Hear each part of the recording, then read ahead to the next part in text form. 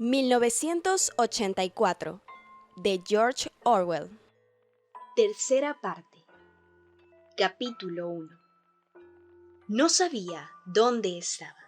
Seguramente en el Ministerio del Amor, pero no había manera de comprobarlo. Se encontraba en una celda de alto techo, sin ventanas y con paredes de reluciente porcelana blanca. Lámparas ocultas inundaban el recinto de fría luz y había un sonido bajo y constante, un zumbido que Winston suponía relacionado con la ventilación mecánica. Un banco, o mejor dicho, una especie de estante a lo largo de la pared, le daba la vuelta a la celda, interrumpido solo por la puerta y en el extremo opuesto, por un retrete sin asiento de madera, había 4 telepantallas, una en cada pared. Winston sentía un sordo dolor en el vientre. Le venía doliendo desde que lo encerraron en el camión para llevarlo allí. Pero también tenía hambre, un hambre roedora, anormal. Aunque estaba justificada porque por lo menos hacía 24 horas que no había comido, quizás 36. No sabía, quizás nunca lo sabría, si lo habían detenido de día o de noche. Desde que lo detuvieron, no le habían dado nada de comer. Se estuvo lo más quieto que pudo en el estrecho banco, con las manos cruzadas sobre las rodillas. Había aprendido ya a estarse quieto. Si se hacían movimientos inesperados, le chillaban a uno desde la telepantalla, pero la necesidad de comer algo le atenazaba de un modo espantoso. Lo que más le apetecía era un pedazo de pan. Tenía una vaga idea de que en el bolsillo de su mono tenía unas cuantas migas de pan. Incluso era posible, lo pensó porque de cuando en cuando algo le hacía cosquillas en la pierna, que tuviera allí guardado un buen mendrugo. Finalmente pudo más la tentación que el miedo.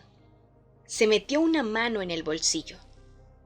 Smith, Gritó una voz desde la telepantalla. 6079, Smith W.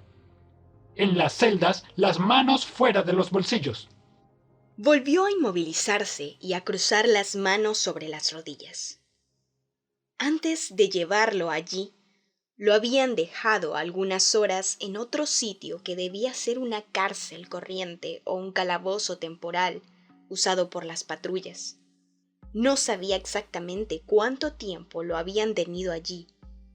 Desde luego varias horas, pero no había relojes ni luz natural y resultaba casi imposible calcular el tiempo. Era un sitio ruidoso y maloliente. Lo habían dejado en una celda parecida a esta en que ahora se hallaba, pero horriblemente sucia y continuamente llena de gente. Por lo menos había a la vez 10 o 15 personas, la mayoría de las cuales eran criminales comunes, pero también se hallaban entre ellos unos cuantos prisioneros políticos. Winston se había sentado silencioso, apoyado contra la pared, encajado entre unos cuerpos sucios y demasiado preocupado por el miedo y por el dolor que sentía en el vientre para interesarse por lo que le rodeaba. Sin embargo, notó la asombrosa diferencia de conducta entre los prisioneros del partido y los otros. Los prisioneros del partido estaban siempre callados y llenos de terror. Pero los criminales corrientes parecían no temer a nadie. Insultaban a los guardias, se resistían a que les quitaran los objetos que llevaban, escribían palabras obscenas en el suelo, comían descaradamente alimentos robados que sacaban de misteriosos escondrijos de entre sus ropas e incluso le respondían a gritos a la telepantalla cuando ésta intentaba restablecer el orden. Por otra parte, algunos de ellos parecían hallarse en buenas relaciones con los guardias, Los llamaban con apodos y trataban de sacarles cigarrillos. También los guardias trataban a los criminales ordinarios con cierta tolerancia, aunque naturalmente tenían que manejarlos con rudeza. Se hablaba mucho allí de los campos de trabajos forzados a donde los presos esperaban ser enviados. Por lo visto, se estaba bien en los campos siempre que se tuviera ciertos apoyos y se conociera el tejemaneje. Había allí soborno, favoritismo e inmoralidades de toda clase. Abundaba la homosexualidad y la prostitución, e incluso se fabricaba clandestinamente alcohol destilado de las patatas. Los cargos de confianza solo se los daban a los criminales propiamente dichos, sobre todo a los gángsters y a los asesinos de toda clase, que constituían una especie de aristocracia.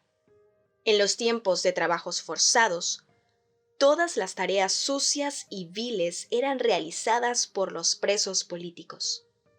En aquella celda había presenciado Winston un constante entrar y salir de presos de la más variada condición. Traficantes de drogas, ladrones, bandidos, gente del mercado negro, borrachos y prostitutas. Algunos de los borrachos eran tan violentos que los demás presos tenían que ponerse de acuerdo para sujetarlos.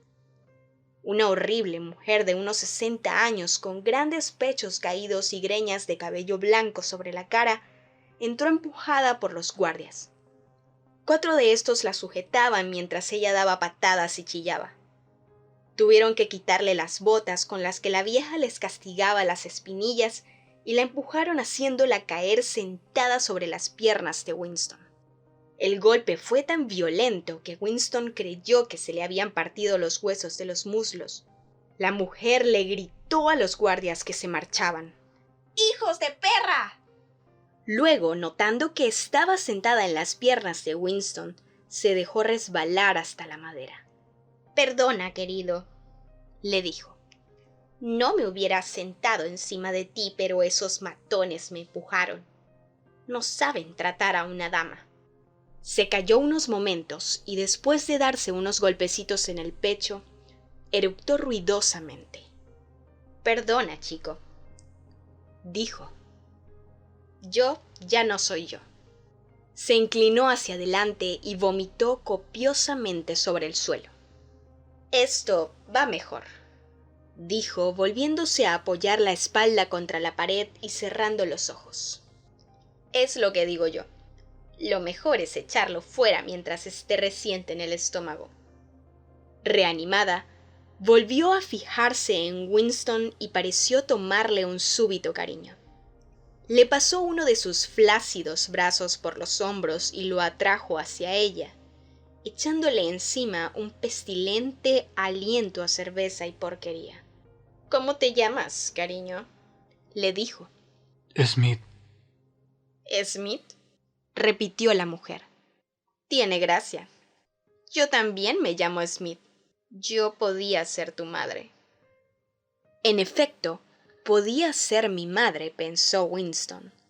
Tenía aproximadamente la misma edad y el mismo aspecto físico, y era probable que la gente cambiara algo después de pasar 20 años en un campo de trabajos forzados. Nadie más le había hablado.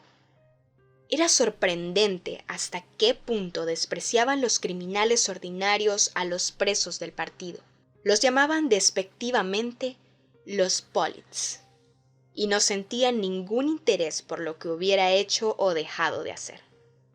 Los presos del partido parecían tener un miedo atroz a hablar con nadie y sobre todo a hablar unos con otros. Solo una vez, cuando 2 miembros del partido, ambos mujeres, fueron sentadas juntas en el banco, oyó Winston, entre la algarabía de voces, unas cuantas palabras murmuradas precipitadamente y sobre todo la referencia a algo que llamaban la habitación 101. No sabía a qué se podían referir. Quizás llevara 2 o 3 horas en este nuevo sitio. El dolor de vientre no se le pasaba, pero se le aliviaba algo a ratos y entonces sus pensamientos eran un poco menos críticos. En cambio, cuando aumentaba el dolor, solo pensaba en el dolor mismo y en su hambre. Al aliviarse, se apoderaba el pánico de él. Había momentos en que se figuraba de modo tan gráfico las cosas que iban a hacerle que el corazón le galopaba y se le cortaba la respiración. Sentía los porrazos que iban a darle en los codos y las patadas que le darían las pesadas botas claveteadas de hierro. Se veía a sí mismo retorciéndose en el suelo, pidiendo a gritos misericordia por entre los dientes partidos. Apenas recordaba a Julia. No podía concentrarse en ella su mente. La amaba y no la traicionaría, pero era solo un hecho, como conocía las reglas de aritmética. No sentía amor por ella y ni siquiera se preocupaba por lo que pudiera estarle sucediendo a Julia en ese momento. En cambio, pensaba con más frecuencia en O'Brien con cierta esperanza. Había dicho que la hermandad nunca intentaba salvar a sus miembros, pero la cuchilla de afeitar se la proporcionarían si podían. Quizás pasaran 5 segundos antes de que los guardias pudieran entrar en la celda. La hoja penetraría en su carne con quemadora frialdad e incluso los dedos que la sostuvieran quedarían cortados hasta el hueso. Todo esto se le representaba a él, que en aquellos momentos se encogía ante el más pequeño dolor. No estaba seguro de utilizar la hoja de afeitar incluso si se la llegaban a dar. Lo más natural era seguir existiendo momentáneamente, aceptando otros 10 minutos de vida, aunque al final de aquellos largos minutos no hubiera más que una tortura insoportable. A veces procuraba calcular el número de mosaicos de porcelana que cubrían las paredes de la celda. No debía de ser difícil, pero siempre perdía la cuenta. Se preguntaba a cada momento dónde estaría y qué hora sería. Llegó a estar seguro de que fuera hacía sol y poco después estaba igualmente convencido de que era noche cerrada. Sabía instintivamente que en aquel lugar nunca se apagaban las luces. Era el sitio donde no había oscuridad. Y ahora sabía por qué O'Brien había reconocido la alusión. En el Ministerio del Amor no había ventanas. Su celda podía hallarse en el centro del edificio o contra la pared trasera. Podía estar 10 pisos bajo tierra o 30 sobre el nivel del suelo. Winston se fue trasladando mentalmente de sitio y trataba de comprender, por la sensación vaga de su cuerpo, si estaba colgado a gran altura o enterrado a gran profundidad. Fuera se oía ruido de pesados pasos. La puerta de acero se abrió con estrépito. Entró un joven oficial con impecable uniforme negro, una figura que parecía brillar por todas partes con reluciente cuero y cuyo pálido y severo rostro era como una máscara de cera. Avanzó unos pasos dentro de la celda y volvió a salir para ordenar a los guardias que esperaban fuera que hiciesen entrar al preso que traían. El poeta Ampleford entró dando tumbos en la celda. La puerta volvió a cerrarse de golpe. Ampleford hizo 2 o 3 movimientos inseguros como buscando una salida y luego empezó a pasear arriba y abajo por la celda. Todavía no se había dado cuenta de la presencia de Winston. Sus turbados ojos miraban la pared 1 metro por encima del nivel de la cabeza de Winston. No llevaba zapatos. Por los agujeros de los calcetines le salían los dedos gordos. Llevaba varios días sin afeitarse y la incipiente barba le daba un aire rufianesco que no le iba bien a su aspecto larguirucho y débil ni a sus movimientos nerviosos. Winston salió un poco de su letargo. Tenía que hablarle a Ampleford aunque se expusiera al chillido de la telepantalla. Probablemente Ampleford era el que le traía la hoja de afeitar. Ampleford. La telepantalla no dijo nada. Ampleford se detuvo, sobresaltado. Su mirada se concentró unos momentos sobre Winston. Ah, Smith. Dijo. ¿También tú? ¿De qué te acusan? Para decirte la verdad. Sentóse embarazosamente en el banco de enfrente a Winston. Solo hay un delito, ¿verdad? ¿Y tú lo has cometido? Por lo visto. Se llevó una mano a la frente y luego las dos apretándose las sienes en un esfuerzo por recordar algo. Estas cosas suelen ocurrir. Empezó vagamente.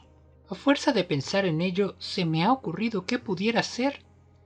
Fue desde luego una indiscreción, lo reconozco. Estábamos preparando una edición definitiva de los poemas de Kipling. Dejé la palabra Dios al final de un verso. No pude evitarlo. Añadió casi con indignación, levantando la cara para mirar a Winston. Era imposible cambiar ese verso. God, Dios, tenía que rimar con Rod. ¿Te das cuenta de que solo hay 12 rimas para Rod en nuestro idioma? Durante muchos días me he estado arañando el cerebro inútil. No había ninguna otra rima posible. Cambió la expresión de su cara. Desapareció de ella la angustia y por unos momentos pareció satisfecho. Era una especie de calor intelectual que lo animaba. La alegría del pedante que ha descubierto algún dato inútil. ¿Has pensado alguna vez, dijo, que toda la historia de la poesía inglesa ha sido determinada por el hecho de que en el idioma inglés escasean las rimas? No, aquello no se le había ocurrido nunca a Winston ni le parecía que en aquellas circunstancias fuera un asunto muy interesante. ¿Sabes si ahora es de día o de noche? Le preguntó. Ampleford se sobresaltó de nuevo. No había pensado en ello. Me detuvieron hace 2 días, quizá 3.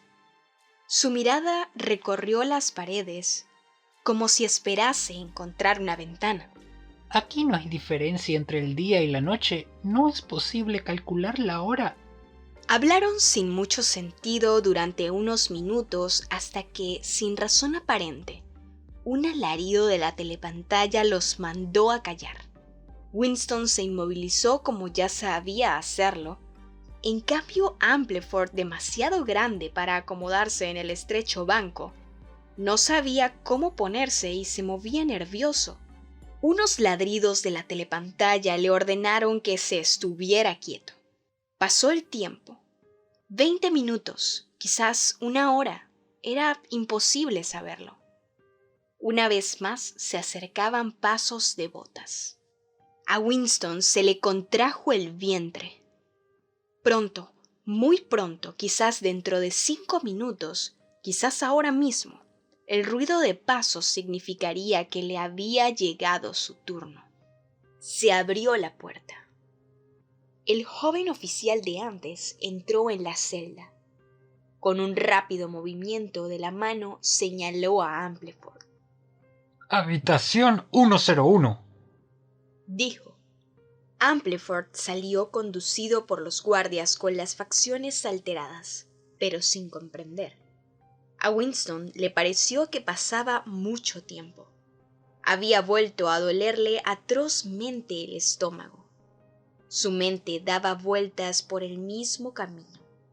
Tenía solo 6 pensamientos: el dolor de vientre, la hoja de afeitar, un pedazo de pan, la sangre y los gritos, O'Brien, Julia, la hoja de afeitar. Sintió otras contracciones en las entrañas. Se acercaban las pesadas botas. Al abrirse la puerta, la oleada de aire trajo un intenso olor a sudor frío. Parsons entró en la celda. Vestía sus shorts kakis y una camisa de sport. Esta vez, el asombro de Winston le hizo olvidarse de sus preocupaciones. ¡Tú aquí!, exclamó. Parsons dirigió a Winston una mirada que no era de interés ni de sorpresa, sino solo de pena. Empezó a andar de un lado a otro con movimientos mecánicos. Luego empezó a temblar, pero se dominaba apretando los puños. ¿De qué te acusan? Le preguntó Winston. Crimen tal.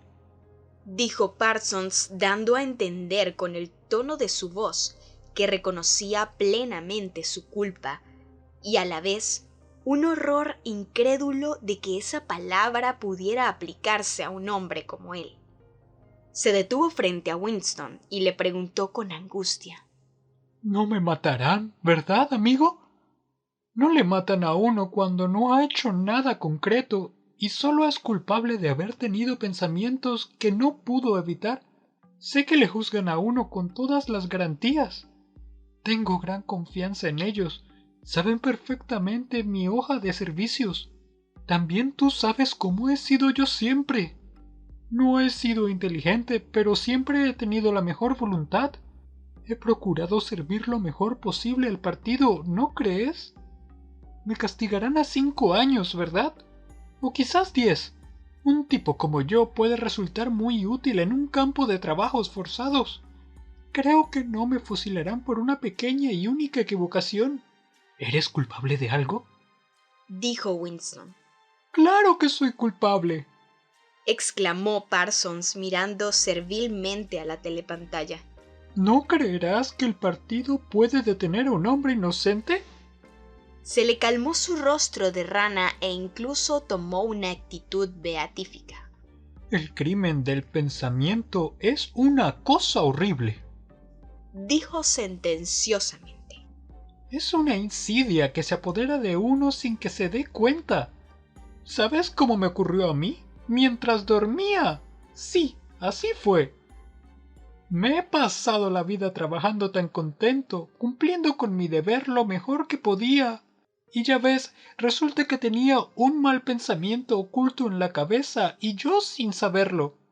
Una noche empecé a hablar dormido y ¿sabes lo que me oyeron decir?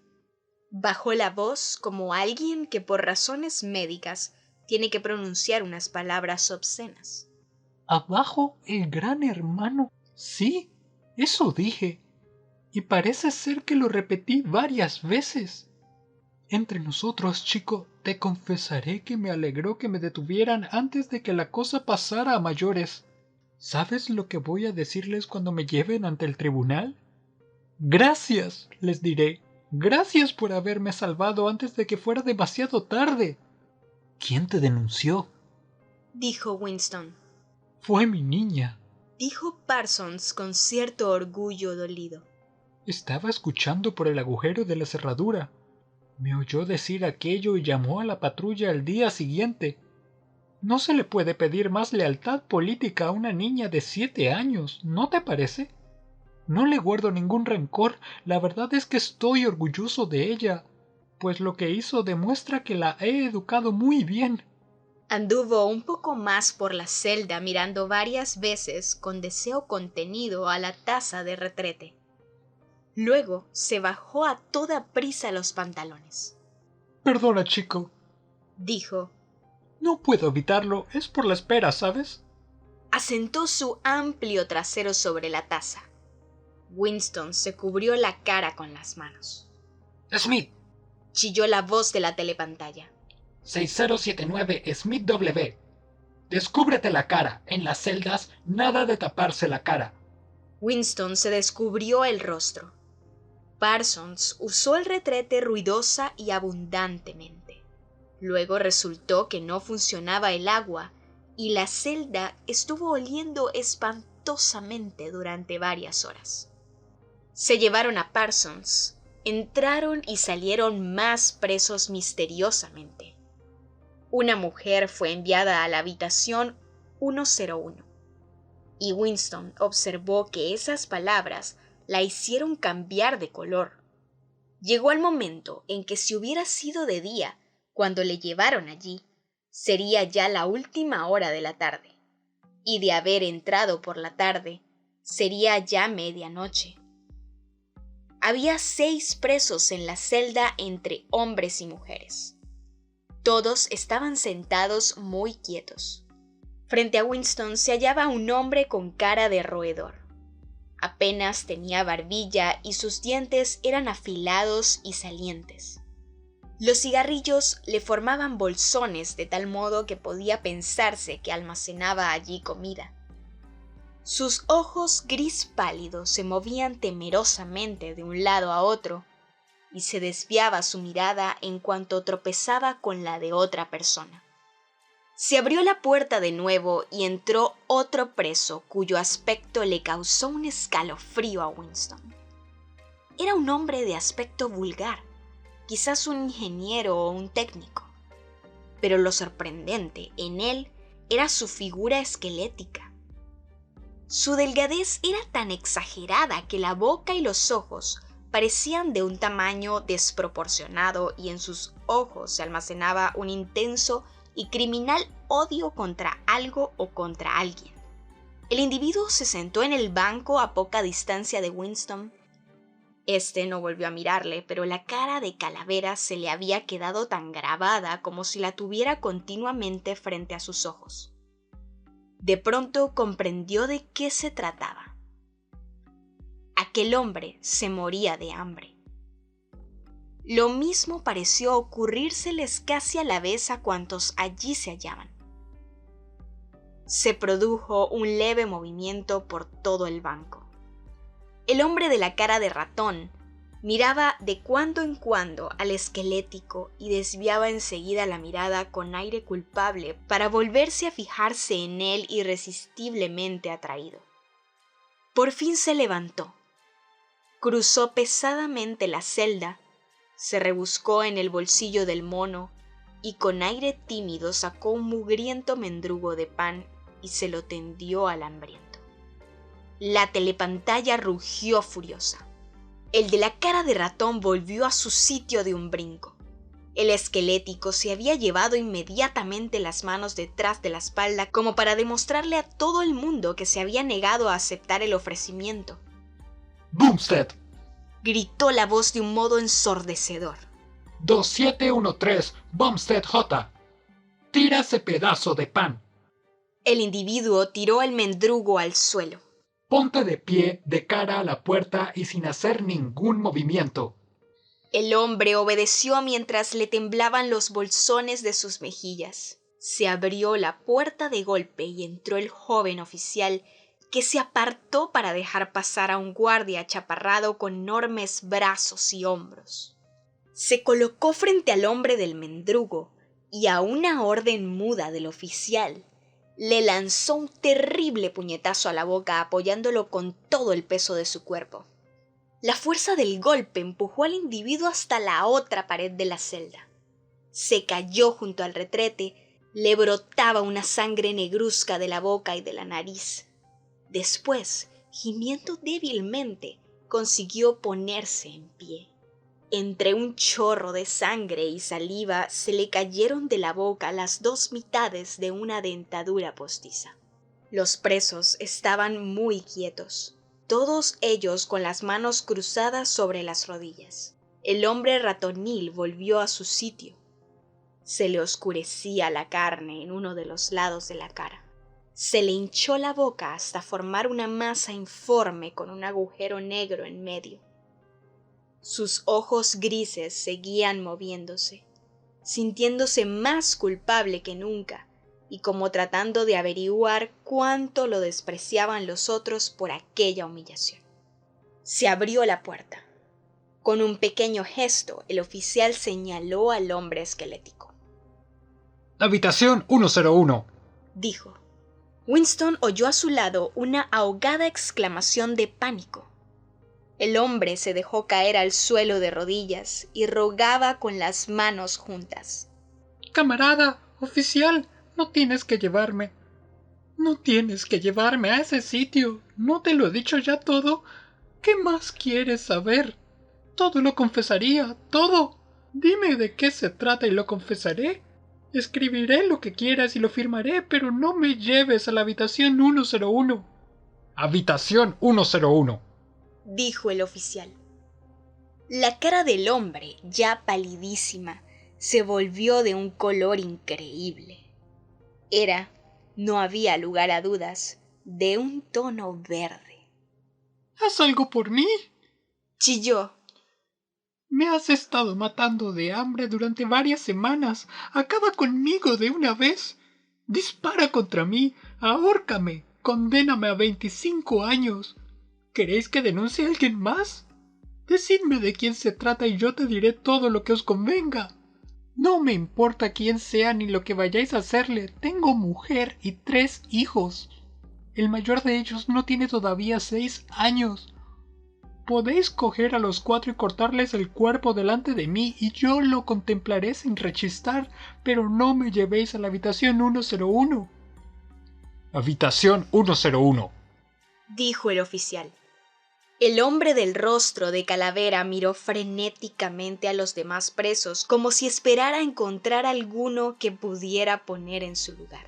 Sus ojos se detuvieron en la aporreada cara del que le había ofrecido el mendrugo. Lo señaló con su mano huesuda y temblorosa. A ese es al que debéis llevar, no a mí. Gritó. ¿No habéis oído lo que dijo cuando le pegaron? Os lo contaré si queréis oírme. Él sí que está en contra del partido y yo no. Los guardias avanzaron 2 pasos. La voz del hombre se elevó histéricamente. ¿No lo habéis oído?, repitió. La telepantalla no funcionaba bien. Ese es al que debéis llevaros. Sí, él, yo no. Los 2 guardias lo sujetaron por el brazo, pero en ese momento el preso se tiró al suelo y se agarró a una de las patas de hierro que sujetaban el banco. Lanzaba un aullido que parecía de algún animal. Los guardias tiraban de él, pero se aferraba con asombrosa fuerza. Estuvieron forcejeando así quizás unos 20 segundos.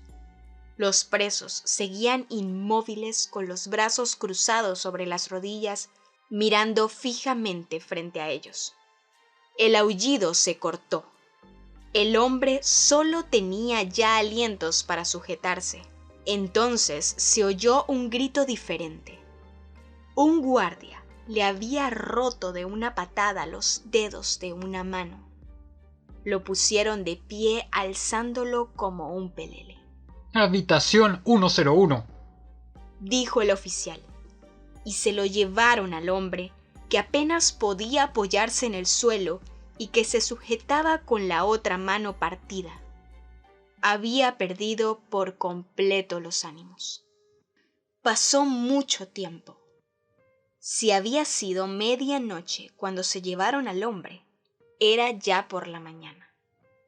Si había sido por la mañana, ahora sería por la tarde. Winston estaba solo desde hacía varias horas. Le producía tal dolor estarse sentado en el estrecho banco que se atrevió a levantarse de cuando en cuando y dar unos pasos por la celda sin que la telepantalla se lo prohibiera. El mendrugo de pan seguía en el suelo, en el mismo sitio donde lo había tirado el individuo de cara ratonil. Al principio, necesitó Winston esforzarse mucho para no mirarlo, pero ya no tenía hambre, sino sed. Se le había puesto la boca pegajosa y de un sabor malísimo. El constante zumbido y la invariable luz blanca le causaban una sensación de mareo y de tener vacía la cabeza. Cuando no podía resistir más el dolor de sus huesos, se levantaba, pero volvía a sentarse enseguida porque estaba demasiado mareado para permanecer en pie. En cuanto conseguía dominar sus sensaciones físicas, le volvía el terror. A veces pensaba con leve esperanza en O'Brien y en la hoja de afeitar. Bien pudiera llegar la hoja escondida en el alimento que le dieran, si es que llegaban a darle alguno. En Julia pensaba menos. Estaría sufriendo, quizás más que él. Probablemente estaría chillando de dolor en ese mismo instante. Pensó, Si pudiera salvar a Julia duplicando mi dolor, ¿lo haría? Sí, lo haría. esto era solo una decisión intelectual, tomada porque sabía que su deber era ese, pero en verdad no lo sentía. En aquel sitio no se podía sentir nada excepto el dolor físico y la anticipación de venideros dolores. Además, era posible, mientras se estaba sufriendo realmente, desear que por una u otra razón le aumentara a uno el dolor. Pero a esa pregunta no estaba él todavía en condiciones de responder. Las botas volvieron a acercarse. Se abrió la puerta. Entró O'Brien. Winston se puso en pie. El choque emocional de ver a aquel hombre le hizo abandonar toda preocupación. Por primera vez en muchos años olvidó la presencia de la telepantalla. ¿A ti también te han cogido? Exclamó. Hace mucho tiempo que me han cogido. Repuso O'Brien con una ironía suave y como si lo lamentara. Se apartó un poco para que pasara un corpulento guardia que tenía una larga porra negra en la mano. Ya sabías que ocurriría esto, Winston. Dijo O'Brien. No te engañes a ti mismo. Lo sabías. Siempre lo has sabido. Sí, ahora comprendía que siempre lo había sabido. Pero no había tiempo de pensar en ello. Solo tenía ojos para la porra que se balanceaba en la mano del guardia. El golpe podía caer en cualquier parte de su cuerpo. En la coronilla, encima de la oreja, en el antebrazo, en el codo. En el codo. Dio un brinco y se quedó casi paralizado sujetándose con la otra mano el codo golpeado. Había visto luces amarillas. Era inconcebible que un solo golpe pudiera causar tanto dolor. Cayó al suelo. Volvió a ver claro. Los otros dos lo miraban desde arriba. El guardia se reía de sus contorsiones. Por lo menos ya sabía una cosa. Jamás, por ninguna razón del mundo, puede uno desear un aumento de dolor. De dolor físico solo se puede desear una cosa: que cese. Nada en el mundo es tan malo como el dolor físico. Ante eso, no hay héroes. No hay héroes, pensó una y otra vez mientras se retorcía en el suelo sujetándose inútilmente su inutilizado brazo izquierdo.